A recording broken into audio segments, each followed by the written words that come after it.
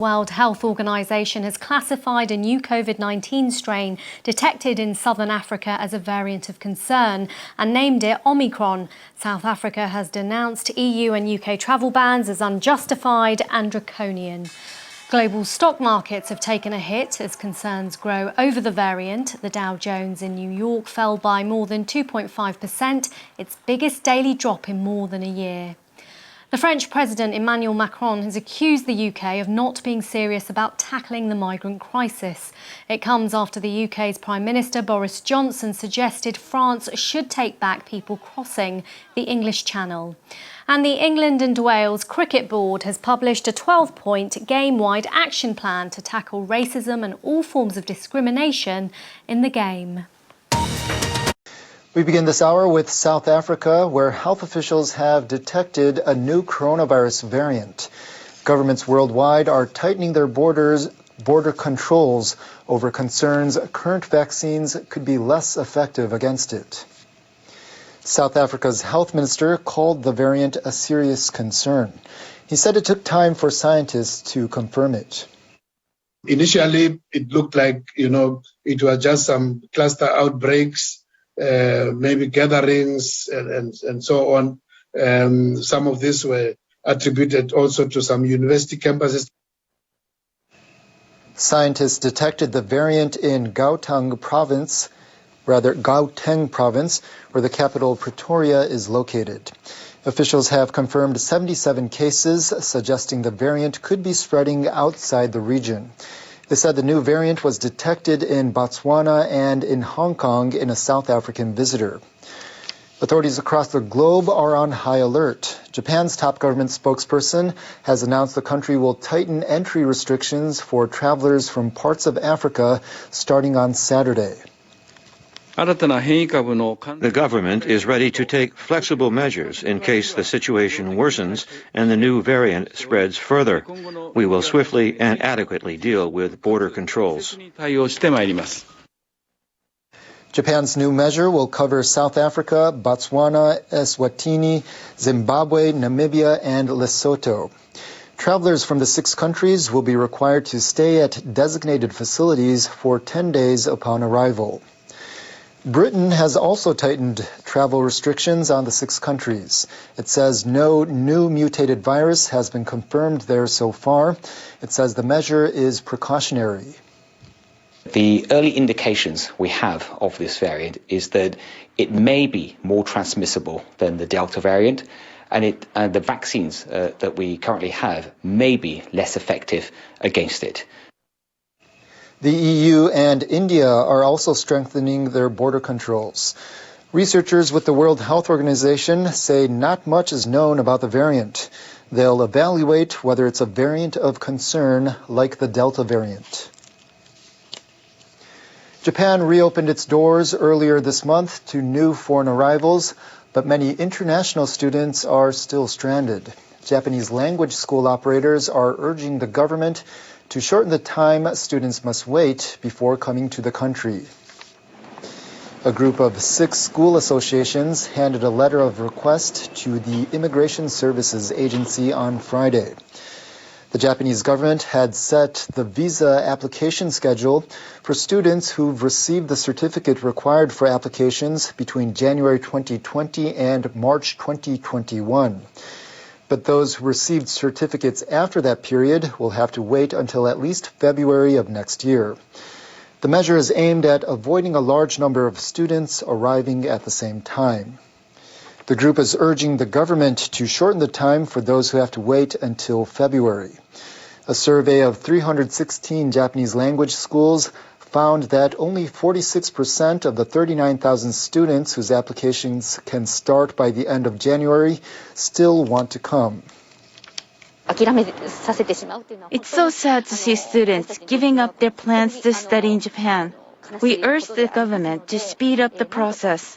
And at the same time, we keep telling students that we're waiting for all of you here in Japan. Immigration officials estimate that as of October, more than 14,000 students were waiting to be issued visas. The officials say it'll consider what measures can be taken by monitoring the number of new arrivals and the coronavirus situation at home and abroad. Indonesia is banning paid New Year holidays for public servants and company employees in an attempt to limit the movement of people. This comes as the country braces for a possible resurgence in coronavirus cases. The government says the restriction will be in place from December 24th to January 2nd. The country was recording over 50,000 daily cases at the peak of infection in July, but the number has fallen lately, with officials confirming just 372 cases nationwide on Thursday. The world will see how our country brings the pandemic under control. Now our ability is being tested, and we must observe anti-infection measures. Observers say President Joko Widodo is implementing the measure to make sure the country can host a series of G20 meetings starting in January as planned. But the ban has brought criticism, with some calling it a violation of workers' rights. Meanwhile, Thailand has decided to keep bars and entertainment venues closed for the new year. This comes as the country's COVID task force warns that such locations could become hotbeds for infection during the holiday. Turning to the Solomon Islands, Australia has dispatched military and police forces to help restore order in the Pacific Island nation amid a third day of riots. A plane carrying the Australian deployment arrived late Thursday in the capital, Honiara. Local media report the troops and police took to the streets the following day. The riots stem from protests calling for the resignation of Prime Minister Manasa Sogavare that erupted in the capital on Wednesday. Many of the demonstrators come from the most populous island of Malaita, where residents have long complained of government neglect. One of their grievances is the government's decision to sever ties with Taiwan in favor of China in 2019. Some rioters have targeted Chinese-owned businesses in Honiara.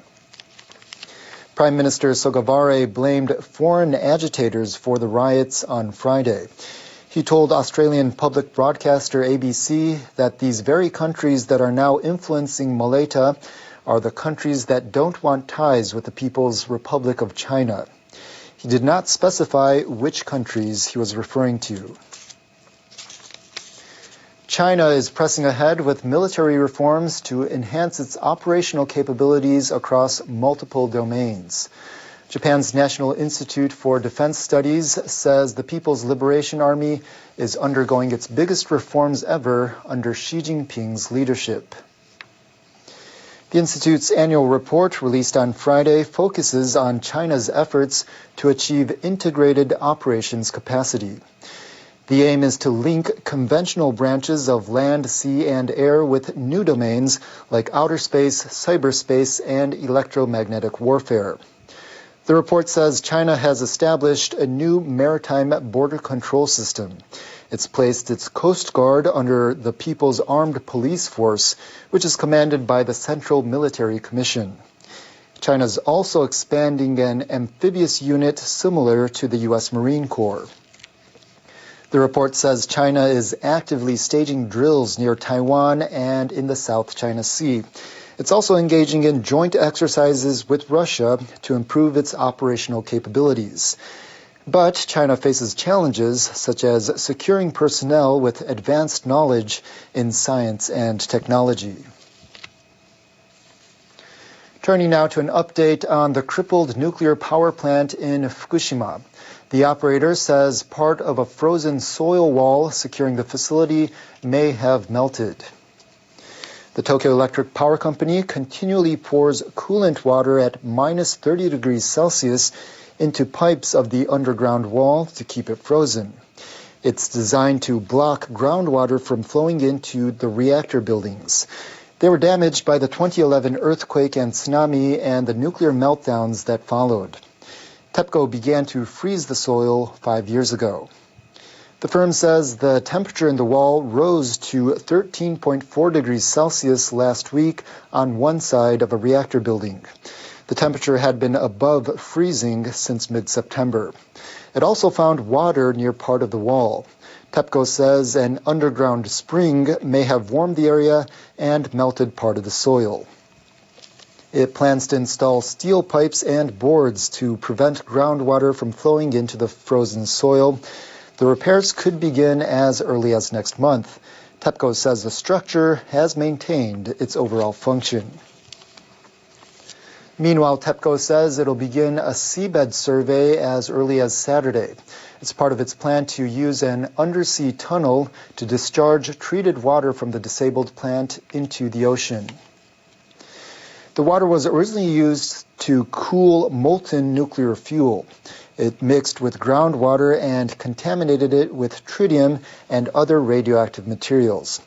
It's since been treated and stored in tanks, but still contains radioactive tritium. The facility has more than 1,000 tanks, and they're expected to reach capacity sometime next year. The Japanese government's plan is to dilute the concentration of tritium to 1/40th of national regulations before the discharge. That's about 15% of the level the World Health Organization recommends for drinking water. TEPCO plans to dig an undersea tunnel extending about 1 kilometer offshore and start releasing the water through it in about 2 years. TEPCO says the tunnel must go through stable bedrock. Officials say they'll conduct a magnetic probe to check for seabed obstacles. It plans to complete the tunnel by early 2023. Smog has covered the capital of Iran, lowering the air quality and making it difficult for folks to breathe. Our meteorologist Saiko Mori has a look at the situation in World Weather. Hello there. Tehran is one of the most polluted cities in the world. Conditions are particularly bad during colder months. Thick smog has been blanketing the city for days. Take a look at this video. An increase in air pollution reduced visibility across the Iranian capital since Tuesday. The city has recorded 13 consecutive days of high levels of major pollutants. The situation is more severe during the winter months as cold air prevents the smog from rising. Meanwhile, people in northern Japan have been dealing with record-breaking heavy snow and sub-zero temperatures. Sapporo had minus 0.5 degrees Celsius on Friday morning, making it the coldest temperatures of the season so far. Shimarinai has seen over 1 meter of snowfall in 3 days or so. That's the record for the month of November. Frigid air will likely sink towards the south as well, so parts of central Japan, including Tokyo, will likely see the coldest weekend of the season. Tokyo's daytime highs will be 14 degrees on both Saturday as well as Sunday. Colder conditions will continue into early next week. Niigata will see snow flurries for the next couple of days. Sapporo will remain snowy for the next couple of days, and temperatures will be 5 for the high on Saturday. Meanwhile, frigid air is gripping Mongolia and parts of China and the Korean peninsula. We will see cold temperatures in Ulaanbaatar. The morning low will be minus 26 on Monday. Be careful of a frostbite. Beijing could see sub-zero figures on both Saturday as well as Monday. Pyongyang could see minus 5 on Saturday.